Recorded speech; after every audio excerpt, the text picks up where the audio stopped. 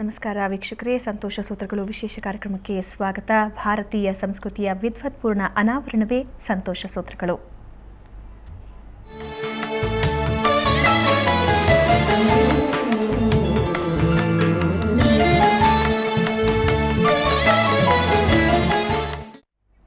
ನಮ್ಮ ಜೊತೆ ಇದ್ದಾರೆ ಡಾಕ್ಟರ್ ಸಂತೋಷ್ ಗುರೂಜಿ ಕಾರ್ಯಕ್ರಮಕ್ಕೆ ಸ್ವಾಗತ. ನಮಸ್ಕಾರ. ನೀವು ಆಯಾಮಗಳ ಬಗ್ಗೆ ನಮಗೆ ತಿಳಿಸ್ಕೊಡ್ತಾ ಇದ್ರಿ. ಈ ಸಾಮಾನ್ಯವಾಗಿ ಈ ರಾಜಕಾರಣಿಗಳು ಹೆಚ್ಚು ಈ ಆಯಗಳ ಬಗ್ಗೆ ಸಾಕಷ್ಟು ಗಮನ ಹರಿಸ್ತಿರ್ತಾರೆ. ಅಂದರೆ ಇವಾಗ ಅವರ ರಾಜಕಾರಣದಲ್ಲಿ ಒಂದು ಪೊಸಿಷನ್ಗೆ ಬಂದ ತಕ್ಷಣ ಆಫೀಸ್ ಇರಬಹುದು, ಮನೆ ಇರಬಹುದು, ಅದನ್ನು ಒಡೆದ್ಬಿಟ್ಟು ಮತ್ತೆ ಕಟ್ಟುವಂತಹ ಪ್ರಯತ್ನ ಅಥವಾ ಮನೆ ಬದಲಾಯಿಸೋದು, ಆಫೀಸ್ ಬದಲಾಯಿಸುವಂತಹ ಪ್ರಯತ್ನಗಳನ್ನ ಮಾಡ್ತಿರ್ತಾರೆ. ಅಂದರೆ ಅವರ ಪೊಸಿಷನ್ಗೆ ಯಾವುದೇ ಧಕ್ಕೆ ಆಗದೆ ಇರಲಿ ಅಂತ. ಈ ರಾಜಕಾರಣಿಗಳು ಯಾವೆಲ್ಲ ಆಯಗಳಿರುತ್ತವೆ? ಈಗ ಒಂದೊಂದು ಆಯಗಳು ಒಬ್ಬೊಬ್ಬರಿಗೆ ಬಹಳಷ್ಟು ಸೂಕ್ತವಾಗಿರ್ತಕ್ಕಂಥದ್ದು ಅಂತ ಶಾಸ್ತ್ರದಲ್ಲಿ ಹೇಳಲ್ಪಟ್ಟಿದೆ. ಅದರೊಳಗೂ ಮನೆಗಳಿಗಂತೂ ಬಹಳ ಮುಖ್ಯ ಅಂತ. ಈ ಕೆಲವೊಂದು 5 ಅಂಶಗಳಲ್ಲಿ ಆಯವು ಒಂದು ಯಾವುದು ಅಂದರೆ ಮನೆ ಕಟ್ಟಲಿಕ್ಕೆ ಅಂತ. ಹಿಂದಿನವರ ಕಾನ್ಸೆಪ್ಟೇ ಬೇರೆ ಇದ್ದದ್ದು. ಯಾಕೆಂತಂದರೆ ಇಂತಿಂಥ ಒಂದು ಆಯಕಟ್ಟಿನ ಮನೆಗಳು ಅಂತ ಅಂದರೆ ಅವರವರ ಸ್ಟೇಟಸ್ಸಿಗೆ ಸಂಬಂಧಪಟ್ಟ ಹಾಗೆ, ಅವರವರ ಧನ ಮತ್ತು ಅವರ ಒಂದು ವ್ಯಕ್ತಿತ್ವಕ್ಕೆ ಸಂಬಂಧಪಟ್ಟ ಹಾಗೆ ಮನೆಯನ್ನು ಕಟ್ಕೊಳ್ಳಿ. ಇವತ್ತಿಗೂ ಅದೇ ಥರನೇ ಕಟ್ಟೋದು.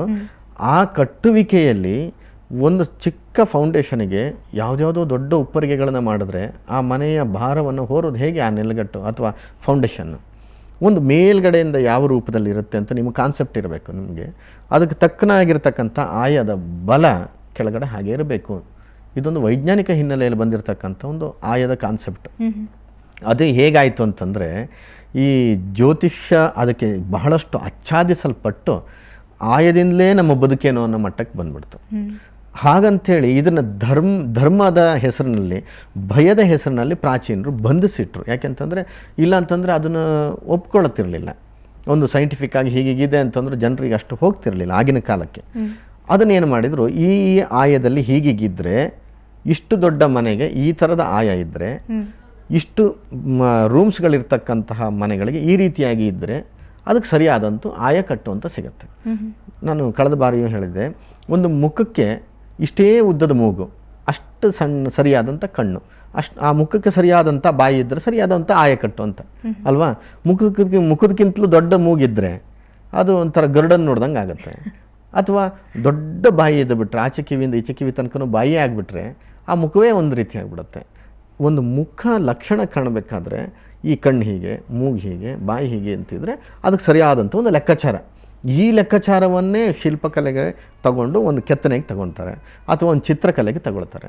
ಇದನ್ನು ಈ ಸಿವಿಲ್ ಟೆಕ್ನಾಲಜಿನಲ್ಲಿ ಏನಾಯಿತು, ಒಂದು ಕನ್ಸ್ಟ್ರಕ್ಷನ್ ಮಾಡಬೇಕಾದ್ರೆ, ಒಂದು ಬಿಲ್ಡಿಂಗ್ ಕಟ್ಟಬೇಕಾದ್ರೆ ಈ ರೀತಿಯಾದಂಥ ಆಯಗಳು ಅಗತ್ಯ ಇದೆ. ಈ ಮನೆಗೆ ಇಷ್ಟು ಒಂದು ಭೂಮಿ ಯಾವ ಥರ ಇದೆ, ಆ ಭೂಮಿಯ ಮಣ್ಣಿನ ಲಕ್ಷಣ ಹೇಗಿದೆ, ಅಥವಾ ಈ ನೀರಿನ ತೇವಾಂಶ ಜಾಸ್ತಿ ಇರತಕ್ಕಂಥದ್ದು ಅಥವಾ ಗಟ್ಟಿ ಭೂಮಿಯೋ ಕಲ್ಲು ಭೂಮಿಯೋ, ಇವುಗಳಿಗೆಲ್ಲ ಆಧರಿಸ್ಕೊಂಡು ಫೌಂಡೇಶನ್ ಇಷ್ಟು ಗಟ್ಟಿಯಾಗಿರಬೇಕು, ಇಷ್ಟು ಅಳತೆಯ ಫೌಂಡೇಶನ್ ಇರಬೇಕು ಅಂತ ತಂದರು. ಆಮೇಲೆ ಆ ಸಮೃದ್ಧತೆಗೂ ಸಹ ಆ ಆಯವು ಸಹ ಕೆಲಸ ಮಾಡ್ತಿತ್ತು. ನೀವು ಇವಾಗ ಹೇಳಿದಾಗೆ ಒಂದು ರಾಜಕಾರಣಿಗಳಲ್ಲಿ ಅದರಲ್ಲೂ ಯಾವುದಾದ್ರೂ ಒಂದು ಮಿನಿಸ್ಟ್ರ್ ಸಿಕ್ತು ಅಂತ ಅಂದುಬಿಟ್ರೆ ಆ ಮಿನಿಸ್ಟ್ರುಗಳಿಗೆಲ್ಲ ಒಂದೊಂದು ಮನೆಗಳು ಅಂತ ಇದೆ. ಆ ಮನೆಗಳನ್ನು ನನ್ನ ನಕ್ಷತ್ರಕ್ಕೆ ಆಗಿ ಬರುತ್ತಾ ಇಲ್ವೋ ಅಂತೇಳಿ ಕೇಳಿಸ್ಬಿಡ್ತಾರೆ. ಫಸ್ಟು ಹೋದ ತಕ್ಷಣ ಆಯನಂತೂ ಬಹಳ ಬದಲಾಯಿಸೋದು ಬಹಳ ಕಷ್ಟ. ಫೌಂಡೇಶನ್ ಮೊದಲೇ ಆಗಿಬಿಟ್ಟಿರುತ್ತೆ. ಇನ್ನು ಕಿಟಕಿ ಬಾಗಿಲುಗಳು ಅವುಗಳನ್ನೆಲ್ಲ ಬದಲಾಯಿಸ್ತಕ್ಕಂಥದ್ದು ನಡೀತದೆ. ಈಗೀಗ ಏನಾಗಿದೆ, ಮನೆಯೇ ಬದಲಾಯಿಸ್ತಕ್ಕಂಥ ಸ್ಥಿತಿಗೆ ಹೋಗಿಬಿಟ್ಟಿದೆ. ಇದೇನಾಗುತ್ತೆ, ಒಂದು 5 ವರ್ಷದ ಒಂದು ಸರ್ಕಾರದಲ್ಲಿ ಒಂದು ಖಾತೆಗೆ 4 ಜನ ಮಿನಿಸ್ಟ್ರುಗಳ ಬದಲಾವಣೆ ಆಯಿತು ಅಂತಂದರೆ ಆ ನಕ್ಷತ್ರಕ್ಕೆ ಸರಿಯಾಗಿ ಈ ಮನೆ ಬದಲಾಯಿಸ್ತಾ ಹೋದರೆ ಇನ್ನೊಂದು 10 ವರ್ಷದಲ್ಲಿ ಇನ್ಯಾವುದಾದ್ರು ಆ ಮನೆಗೆ ಒಬ್ಬ ಮಿನಿಸ್ಟ್ರ್ ಬಂದರೆ ಆ ಮನೆಯಲ್ಲೇ ಬಿದ್ದು ಸಾಯಬೇಕಾಗತ್ತೆ. ಯಾಕೆಂತಂದರೆ ಫೌಂಡೇಶನ್ ಎಲ್ಲವೂ ಸಹ ಶಿಥಿಲವಾಗಿ ಹೋಗುತ್ತೆ. ಒಂದು ಮನೆಯನ್ನು ಪದೇ ಪದೇ ಪದೇ ಪದೇ ಒಡೆದು ಕಟ್ತಾ ಇದ್ದರೆ ಆ ಮನೆಯ ವೈಬ್ರೇಷನ್ನೇ ಹಾಳಾಗೋಗುತ್ತೆ. ಇದನ್ನು ಜನ ತಿಳ್ಕೋಬೇಕು.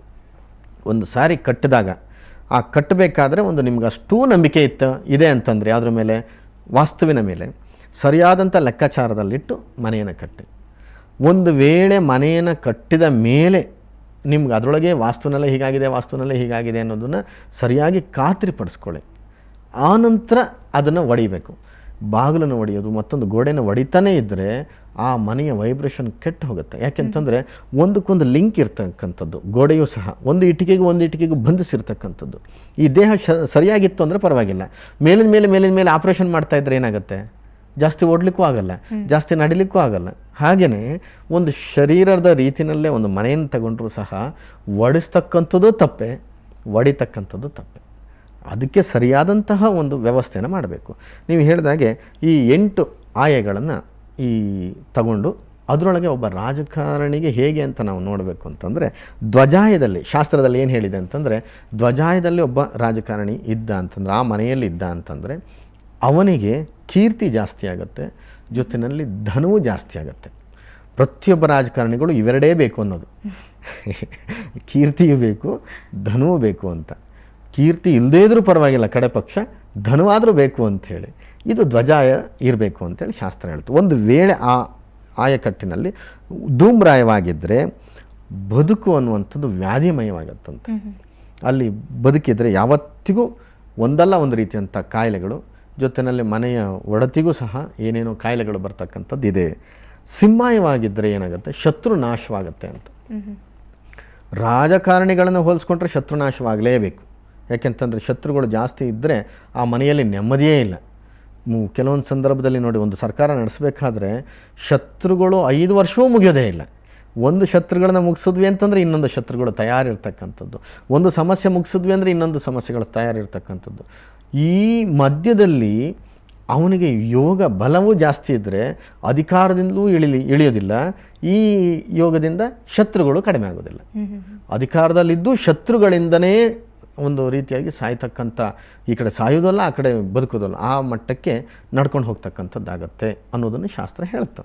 ಇಲ್ಲಿ ಸಿಂಹಾಯವಿದ್ದರೆ ಶತ್ರುಗಳ ನಾಶವಾಗತ್ತೆ, ಜೊತೆಯಲ್ಲಿ ಆರ್ಥಿಕ ಆರೋಗ್ಯಗಳು ಕೊಟ್ಟು ಸೌಭಾಗ್ಯ ಜಾಸ್ತಿ ಆಗುತ್ತೆ ಅನ್ನುವಂಥದ್ದು. ಸಿಂಹಾಸನವನ್ನು ಏರ್ತಕ್ಕಂಥ ವ್ಯಕ್ತಿ ಆ ಸಿಂಹಾಯದಲ್ಲಿ ಇರಬೇಕು ಅಂತೇಳಿ ತಂದರು. ಆ ನಂತರ ಶ್ವಾನಾಯಕ್ಕೆ ಬಂದರೆ ಭಯ ಮತ್ತು ಭ್ರಾಂತಿಗಳಲ್ಲಿ ಬದುಕಬೇಕಾಗತ್ತಂತೆ. ಹೇಗೆ ಯಾವುದಾದ್ರೂ ಒಂದು ಕೇಸುಗಳಲ್ಲಿ ಸಿಕ್ಕಾಕ್ಕೊಳ್ತಕ್ಕಂಥದ್ದು, ಇನ್ನೊಂದು ಯಾವುದ್ರೊಳಗೋ ಒಂದು ತಪ್ಪಿಸ್ಕೊಂಡ್ರೆ ಮತ್ತೊಂದು ಈ ರೀತಿಯಾದಂಥ ಅಪವಾದಗಳೇ ಮೇಲಿನ ಮೇಲೆ ಬೀಳ್ತಕ್ಕಂಥದ್ದು. ಇನ್ನೆಲ್ಲೋ ಊಟ ಮಾಡಲಿಕ್ಕೆ ಹೋಗಿ ಇನ್ನೊಂದೇನೋ ಆಯಿತು, ಮತ್ತೊಂದು ಮಾಡಲಿಕ್ಕೆ ಹೋಗಿ ಇನ್ನೊಂದು ಆಯಿತು, ಅಥವಾ ಯಾವುದೋ ಒಂದು ಹಗರಣದಲ್ಲಿ ಭಾಗಿಯಾದ್ವಿ, ಈ ಥರದ್ದೆಲ್ಲ ಬರ್ತಕ್ಕಂಥದ್ದು ಸಾಧಾರಣವಾಗಿ ನಾವು ನೋಡ್ತೇವಲ್ಲ. ಈ ಶ್ವಾನಾಯದಿಂದ ಆಗ್ತಕ್ಕಂಥ ಸಾಧ್ಯತೆ ಇದೆ. ದಾಟವೇ ಆಗ್ತದೆ ಅಂದರೆ ಒಂದು ಪಕ್ಷದಿಂದ ಇನ್ನೊಂದು ಪಕ್ಷ, ಇನ್ನೊಂದು ಪಕ್ಷದಿಂದ ಮತ್ತೊಂದು ಪಕ್ಷ, ಒಂದರೊಳಗೂ ಸರಿಯಾಗಿ ಇರ್ತಕ್ಕಂಥ ಸಾಧ್ಯತೆ ಇಲ್ಲ.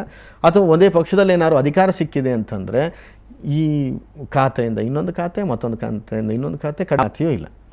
ಈ ರೀತಿಯಾದಂಥ ಸಾಧ್ಯತೆಗಳಿದೆ ಅನ್ನುವಂಥದ್ದು ತಂದರು. ಆ ನಂತರ ಗಜಾಯದಲ್ಲಿ ಏನಾದ್ರು ಇದ್ದರೆ ಅಂತಂದರೆ, ಗಜಾಯ ಅನ್ನುವಂಥದ್ದು ಒಂದು ಸ್ಥಿರವಾಗಿ ಇರ್ತಕ್ಕಂಥ ಅಧಿಕಾರ. ನೀವು ಕೆಲಸ ಮಾಡ್ತಿರೋ ಬಿಡ್ತಿರೋ, ನೀವು ಯಾರನ್ನ ಜನಾನುರಾಗಿ ಆಗಿದ್ದೀರೋ ಬಿಟ್ಟಿದ್ದೀರೋ ಗೊತ್ತಿಲ್ಲ, ಈ ಆಯದ ಬಲದಿಂದ, ಆ ಮನೆಯ ಬಲದಿಂದ ಯಾವತ್ತಿಗೂ ಸಮೇತ ಅಧಿಕಾರ ಇರುತ್ತಂತೆ. ಬಹಳಷ್ಟು ಜನ ಮಿನಿಸ್ಟ್ರುಗಳಿದ್ದಾರೆ, ಯಾರೇ ಮುಖ್ಯಮಂತ್ರಿ ಇದ್ರೂ ಸಹ ಇವರಿಗೊಂದೆರಡು ಖಾತೆ ಗ್ಯಾರಂಟಿ ಅಂತ.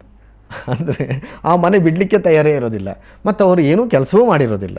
ಕೆಲಸ ಮಾಡದೇ ಇದ್ದರೂ ಸಮೇತ ಖಾತೆ ಅಂತೂ ಇರ್ತದೆ, ಅಂದರೆ ಅಧಿಕಾರ ಅಂತೂ ಇದ್ದೇ ಇರುತ್ತೆ. ಅದು ಗಜಾಯದಲ್ಲಿ ಸಿಗುತ್ತೆ ಅನ್ನೋದಕ್ಕೆ. ಆಮೇಲೆ ಕಾಕಾಯ ಇದ್ದರೆ ಯಾವತ್ತಿಗೂ ಸಹ ಶೋಕ ಅಂತ. ಆ ಶೋಕಗಳು ಯಾವುದು, ಅವನು ವೈಯಕ್ತಿಕ ಜೀವನದಲ್ಲಿರ್ಬೋದು, ರಾಜಕೀಯ ಜೀವನದಲ್ಲಿರ್ಬೋದು, ವ್ಯಾವಹಾರಿಕ ಜೀವನದಲ್ಲಿರ್ಬೋದು, ಈ ರೀತಿಯಾಗಿ ತಂದರು. ಇದು ಈ 8 ಆಯಗಳ ಬಗ್ಗೆ ಈ ರೀತಿಯಾಗಿ ತಂದರು. ಹೇಗಿದೆ ಆಯಗಳನ್ನು ಮಾಡ್ಬೋದು, ಅಥವಾ ಆಯಗಳ ಲೆಕ್ಕಾಚಾರ ಹೇಗೆ ಹಾಕ್ಬೋದು, ಅಥವಾ ಕರಾರುವಕ್ಕಾಗಿ ಆಯಗಳನ್ನೇ ನಾವು ಲೆಕ್ಕ ಮಾಡಿ ಯಾವ ರೀತಿಯಲ್ಲಿ ಅದರೊಳಗೆ ನಾವು ಫೌಂಡೇಶನ್ನ ಕಟ್ಕೊಳ್ಬೇಕು ಅನ್ನೋದು ಸಹ ಶಾಸ್ತ್ರದಲ್ಲಿ ಇದನ್ನು ಹೇಳಿದೆ. ಮತ್ತೆ ಹೇಳೋಣಂತೆ. ಓಕೆ, ಸೊ ವೀಕ್ಷಕರೇ, ಇನ್ನಷ್ಟು ಸಂತೋಷ ಸೂತ್ರ ಗುರೂಜಿ ಹೇಳ್ಕೊಡ್ತಾರೆ. ಅದಕ್ಕೂ ಮುಂಚೆ ಒಂದು ವಿರಾಮ.